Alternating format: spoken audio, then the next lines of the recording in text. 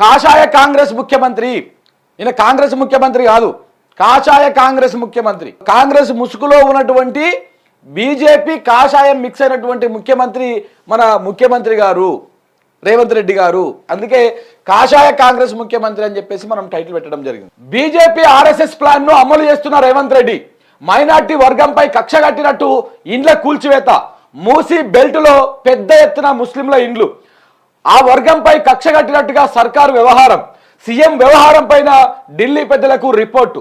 Bulldozer సంస్కృతికి వ్యతిరేకంగా దేశవ్యాప్తంగా రాహుల్ గాంధీ ప్రచారం చేస్తా ఉన్నాడు. హైదరాబాద్లో బుల్డోజర్ సంస్కృతికి ఆజ్యం పోసిన కాంగ్రెస్ సీఎం రేవంత్ రెడ్డి.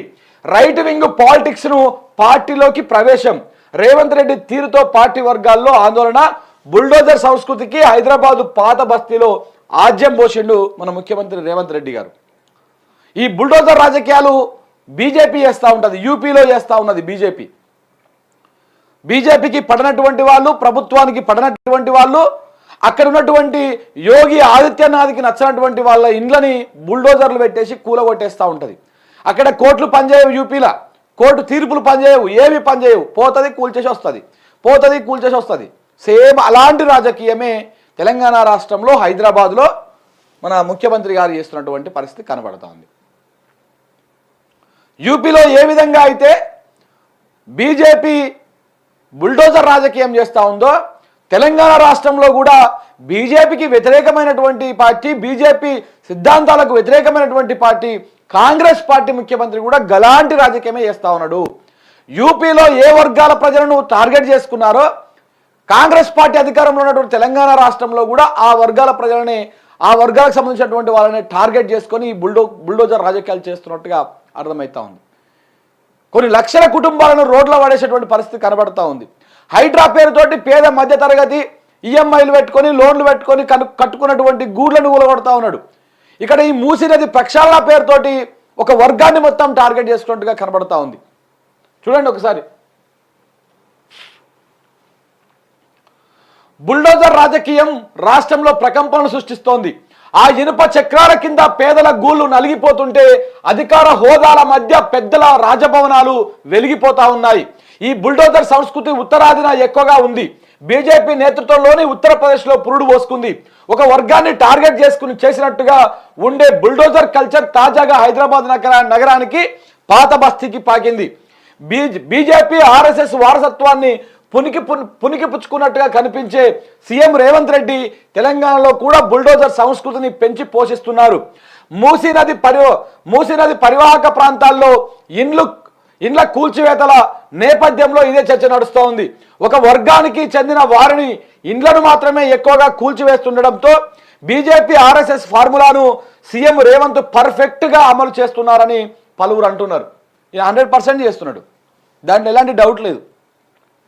ఎందుకంటే ఆయన పుట్టింది అదే ఆర్ఎస్ఎస్లో, అదే బీజేపీలో పనిచేసినటువంటి అనుభవం ఉన్నది. ఇప్పటికీ మోడీతోటి బీజేపీతోటి సమాంతరంగా సత్సంబంధాలు కొనసాగిస్తూ ఉన్నాడు. ఇవాళ తెలంగాణకి వెళ్ళి 2 మూటలు మోసుకపోతే ఒక మూట, పెద్ద మూటనేమో కాంగ్రెస్ పార్టీకి ఇస్తున్నాడు, చిన్న మూటనేమో బీజేపీ పార్టీకి ఇస్తున్నాడు. దేనికోసం అంటే నాకు బీజేపీ కూడా కావాలి, కాంగ్రెస్ పార్టీ కాదు బీజేపీ కూడా కావాలి. అందుకనే రేవంత్ రెడ్డి చాలా చాకచక్యంగా రెండు పార్టీలను హ్యాండిల్ చేస్తూ ఉన్నాడు.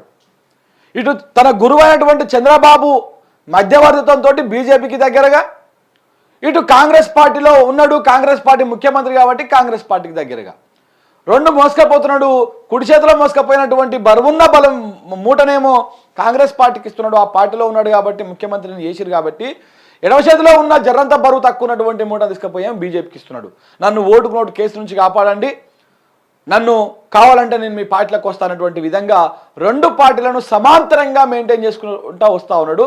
అందుకే బీజేపీ ఐడియాలజీని, అందుకే బీజేపీ ఏదైతే చేస్తూ ఉందో ఉత్తరాదిన, ఆర్ఎస్ఎస్ ఏదైతే చేస్తూ ఉందో అలాంటి పనులే ఇక్కడ తెలంగాణ రాష్ట్రంలో కూడా చేస్తూ ఉన్నాడు, హైదరాబాద్లో కూడా చేస్తూ ఉన్నాడు. అది కూడా ఆ మూసీ నది పరివాహక ప్రాంతాల్లో ఉన్నటువంటి ఎక్కువ మంది కుటుంబాలను ఉన్నటువంటి వాళ్ళని టార్గెట్ చేసుకొని బీజేపీని సాటిస్ఫై చేసేటువంటి కార్యక్రమాలు అద్భుతంగా చేస్తూ ఉన్నాడు. ఎక్కడవా ఎంఐఎం ఎడవండుకుంది? పోవా? ఆ వర్గం ప్రజల మొత్తము ఇల్లు కూలగొట్టేందుకు ఆందోళన కూడ ప్రయత్నం చేస్తూ ఉంటే, ఆ ప్రజలు మొత్తం ఆందోళన చేస్తూ ఉంటే ఎందుకు కాంగ్రెస్ పార్టీ వంచన చేరింది? ఇప్పుడు అసలు దీని వెనకాల ఉన్నటువంటి మొత్తం మతలబ్ ఏంది? ఇవన్నిటి గురించి చర్చ జరగాల్సినటువంటి అవసరం ఉన్నది. సో 200% మొదటి నుంచి మనం మొత్తుకుంటూనే ఉన్నాం. ఇది 100% కాంగ్రెస్ బ్రీడ్ కాదు. ఆయన ఏదో కాంగ్రెస్లనే పుట్టి, కాంగ్రెస్లనే పెరిగి, కాంగ్రెస్లనే స్నానం చేసి మొత్తం నరనరాన కాంగ్రెస్ రక్తమే ఉన్నట్టు రేవంత్ రెడ్డి మైక్ దొరికితే ఓ గప్పాలు కొడతా ఉంటాడు. కానీ అంత సినిమా ఏం లేదు, అది just acting. Cinema camera on అయినంతసేపు యాక్టింగ్ చేస్తాడు, కెమెరా ఆఫ్ అయిపోగానే అది అవుతాడు. నీకు కావాలంటే చూపిస్తా చూడండి ముచ్చట. ఇగో ఇగో అన్ని వాళ్ళకు చెప్పి చేయాలనా? హైకమాండ్ పై ముఖ్యమంత్రి రుసరుస. చూసిరా ఏం జరుగుతూ ఉందో? అన్నీ మీకు చెప్పి చేయాలనా? అన్నీ మీకు చెప్పి చేయాలనా అని చెప్పేసి హైకమాండ్కే పార్టీ ఏ పార్టీ అయితే టికెట్ ఇచ్చిందో, ఏ పార్టీ అయితే ముఖ్యమంత్రిని చేసిందో, ఏ పార్టీ అయితే ఏ పార్టీ వల్ల ఇవాళ ఆయన ముఖ్యమంత్రి హోదాలో కూర్చున్నాడో ఆ పార్టీకే వ్యతిరేకంగా, ఆ పార్టీ అధిష్టానానికే వ్యతిరేకంగా, ఆ పార్టీ నినాదాలకే విధానాలకే వ్యతిరేకంగా కూడా ఆయన పనిచేస్తున్నటువంటి పరిస్థితి క్లియర్గా కనపడతా ఉంది. చూడండి, క్యాబినెట్ భేటీలో సహచరులపైన చిటపట, గత 20న హైడ్రాపై తీవ్ర వాదోపవాదాలు, అభ్యంతరాలపై తనతో చెప్పకుండా ఢిల్లీకి తరచూ ఫిర్యాదులు ఏమిటని సీఎం ప్రశ్న, గడియకోసారి ఢిల్లీకి పిలిపించి వివరణ అడుగుతున్నారని పార్టీ పెద్దలపైన అసహనం, అభ్యంతరాలపైన చర్చించే అవకాశం తమకు ఎక్కడ ఇస్తున్నారని ప్రశ్నించిన మంత్రులు, గ్రేటర్ ఎన్నికలకు ముందు కూల్చివేతలేంది, ఇట్లయితే పార్టీ ప్రభుత్వం పరిస్థితి ఏం కావాలని మంత్రుల ఆగ్రహం, ముఖ్యమంత్రి వ్యాఖ్యలను మళ్ళీ ఢిల్లీకి చేరవేత, ఢిల్లీ మళ్ళీ పిలిచి వివరణ అడిగిన అధిష్టానం, ఖర్గేకు పరామర్శ నెపంతో ఢిల్లీకి రేవంత్, హైడ్రాపై పార్టీ సీనియర్లను కలిసి వివరణ. చెప్పినా కదా ఇగో ఇదే కథ మనం రాసింది కూడా. ఇగో ఢిల్లీకి పిలిచి క్లాస్ వీకింది. ఇది నాకు వచ్చినాక చెప్తా నేను. ఈ ముచ్చట అయిపోయినాక ఆడికి వచ్చినాక చెప్తా. 100% ఆయన ఒక మోనార్కు. మీరు అంటారు కదా ఇప్పుడు బేసిక్గా చాలామంది కేసీఆర్ బయటికి వెళ్ళాడు, కేసీఆర్ ఎవరిని కలవాడు, కేసీఆర్ నియంత అది ఇది అంటారు కదా. కేసీఆర్ కంటే 100 రెట్లు ఎక్కువగా చేస్తున్నటువంటి వ్యవహారం కనపడతా ఉంది, వాళ్ళు ప్రచారం చేసే దానికంటే ఎక్కువ. కేసీఆర్ అన్న ఏడ ఉన్నా ఎక్కడ ఉన్నా ఏం చేసినా పేదలకు ఏ ఆటంకం రాకుండా, పేద ప్రజలకు ఏ రకమైనటువంటి అది కాకుండా ఆయన చూసుకున్నాడు. కానీ రేవంత్ రెడ్డి బయటికి మొత్తం ప్రచారం అంతా వేరే తిరిగి ఉంటుంది, లోపల జరిగే వ్యవహారం అంతా వేరే తిరిగి ఉంటుంది.